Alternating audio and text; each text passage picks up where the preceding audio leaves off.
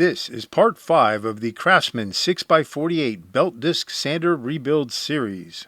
If you haven't seen part 4, click the link at the top of the screen. In this video, we will be derusting and removing the paint stripper. Hello everyone, I'm Jeff and welcome to my shop. We got a lot to cover, so let's get to it. It's been about 24 hours, so we're going to remove the paint stripper off of these parts, and I'm just going to use a cheap little pressure washer to do that. And this stuff does a great job at removing a lot of this paint. We'll be finishing the paint stripping with some wire wheels, but the bulk of it, this stuff does a really good job on it. Some of that darker gray paint that's on like this base and the top mount for the pedestal tool base doesn't remove super well, but all the other parts, the paint came off really well.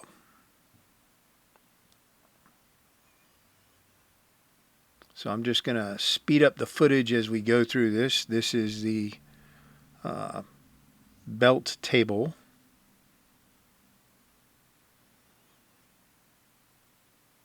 And all of these parts that we're doing outside, or at least most of them, they're too big to really do in my sink. And this is a lot easier than trying to hit it with a wire brush while we're rinsing it.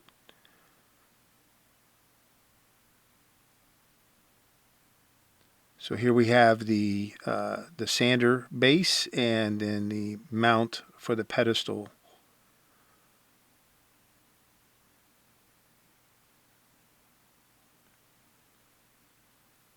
Now, if you do this, you're definitely going to want to make sure you get all of this paint stripper off of this stuff.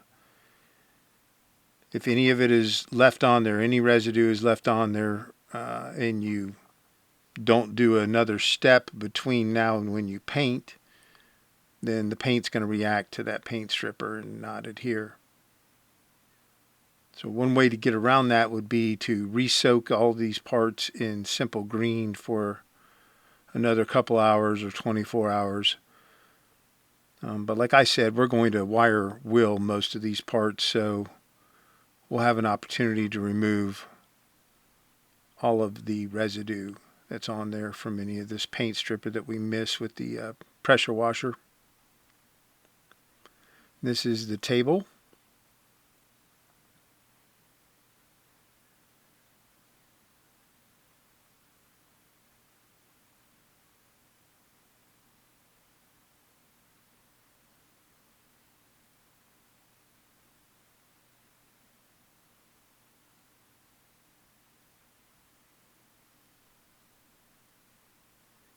So I'm going to need to reach out to my friend Matt Blast on Garage Journal Forum to come up with some panels and decals for some of this stuff, because it was missing on this belt disc sander.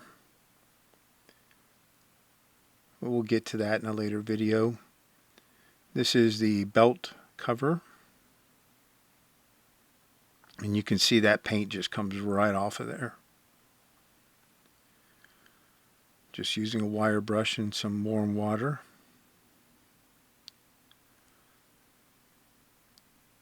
And this is the motor frame.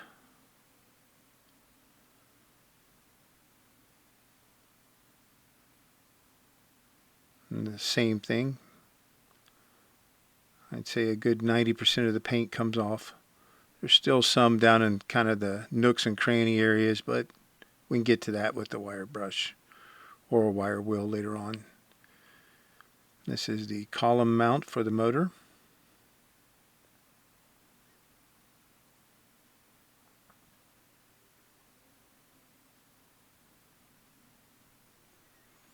And then this is the disc for the sander. We got most of that paint off of there earlier, but we've still got a little bit of paint down inside some of those cutouts on the back side of the wheel. That's done to balance the wheel, I believe.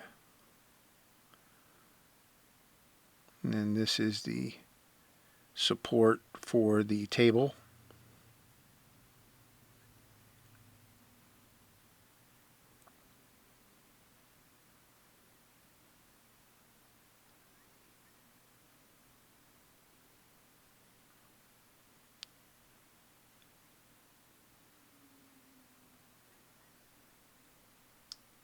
I don't remember what was next. Oh, we're going to clean out some of those bores on that support. There was some paint stripper down inside them.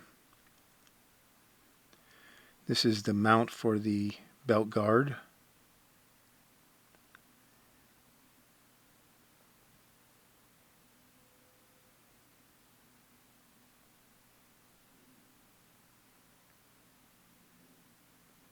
And this is the table support bracket and the motor bracket.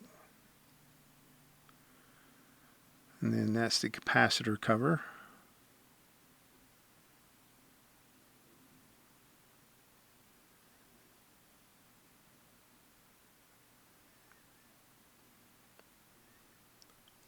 All right.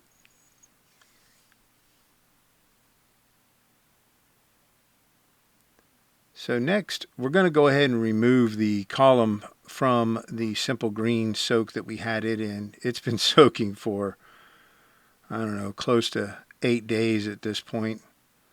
So we'll just get the simple green out of there and we'll reclaim it later. Rinse that column off. And here I really didn't, I don't know why I didn't notice it before, but there is paint on the column and it's bubbled up, if you will, because of the simple green. So but it's not at the point where we can just scrape it off of there. So we're going to go ahead and strip the paint on that column. I have no idea why they painted these columns. I think they look so much better polished, but you know, it is what it is. So we'll just apply the same paint stripper we used before, Citric strip. And then we're going to wrap this in saran wrap.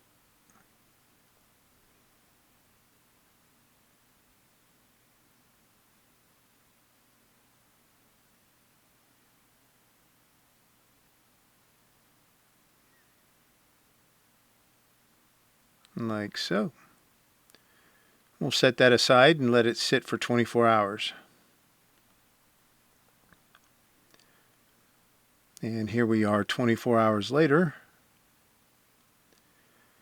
And we'll pull that saran wrap off of the column. And then we're going to hit this with a wire brush.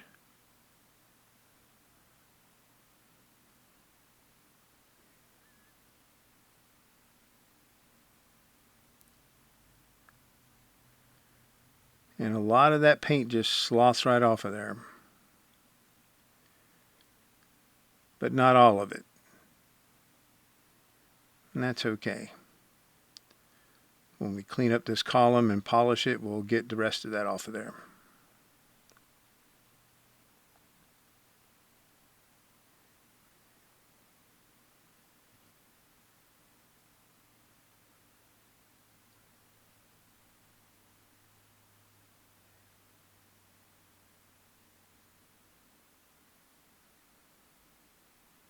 Alright, so for derusting I use citric acid.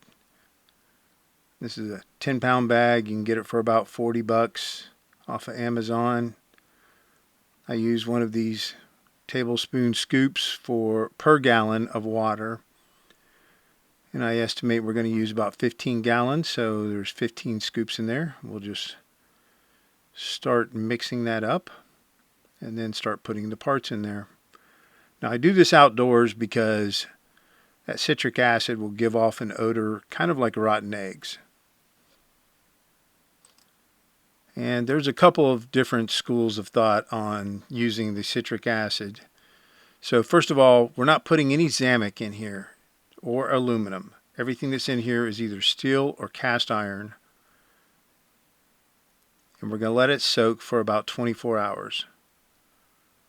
Now, ideally you want to get the hottest water you can get, but that would take forever for me to fill it up with a bucket coming from my hot water tap. So I just use a straight up hose to fill it up. I let that stuff sit for about 24 hours, and then we pull it out, rinse it off, and we're going to dry it off.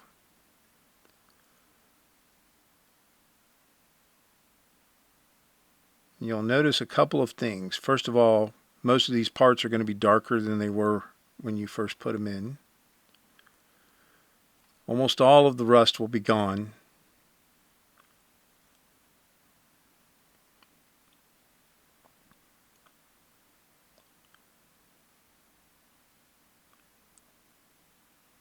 And we're just going to pull every piece out and rinse it off. So some people think that you should neutralize the citric acid with vinegar or something like that. I just use straight up tap water, and this is just warm water. Now, if you're not going to paint immediately after this stuff is dry, then a surface rust will develop on these parts again. It's very minor surface rust. It's not a big problem for me. Plus, we're going to be wire willing most of these parts anyways, which will remove all of that surface rust as well as any paint that we missed.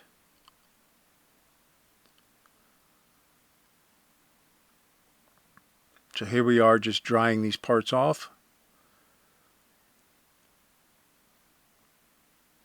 Now for those small parts that we had in the strainers, I'm going to put them in these plastic bins and we're going to coat them with WD-40.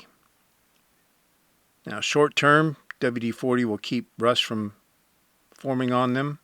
Long term, WD-40 is a horrible anti-rust coating, but I do this as just a temporary measure.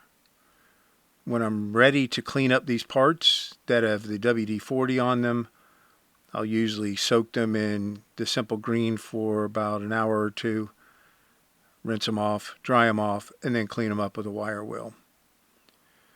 For any of the parts that are going to get paint, which is the majority of these big pieces, we're not putting any WD-40 on them. We're just drying them off with a towel and then letting them sit.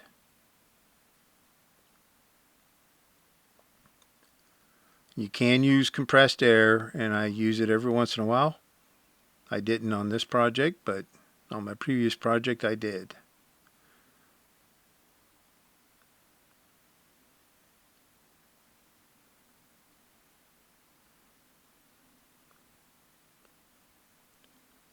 And then we've got some parts that are not going to get painted, so we can go ahead and coat them in WD-40, and that would be the rotor and any of these shafts.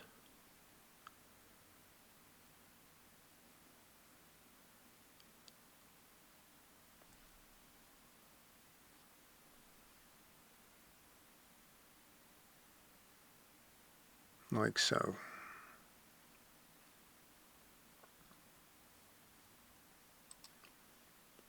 And for the WD-40, I like using that sprayer that I've got, which is an actual WD-40 sprayer.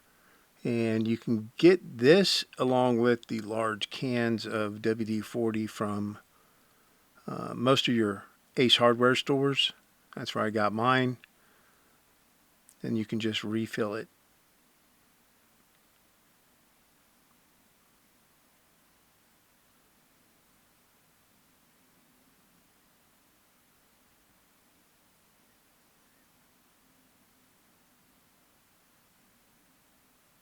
Just makes life a little easier.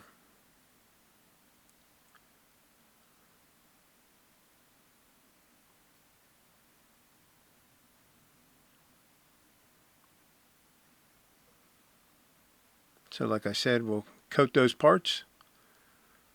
And that is going to wrap up this video.